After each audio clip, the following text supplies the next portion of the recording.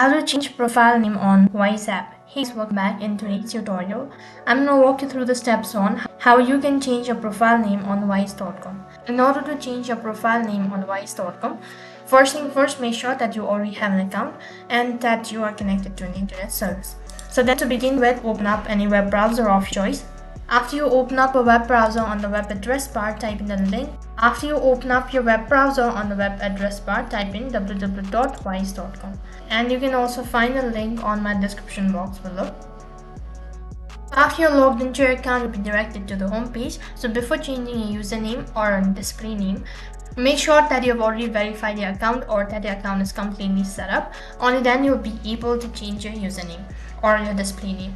In order to change your display name, click on the profile name located in the upper right corner, and then from the drop down menu, click on details. So as soon as you're done tapping on the details button, you'll be directed to the details page. Right on this page, scroll down, click on edit details.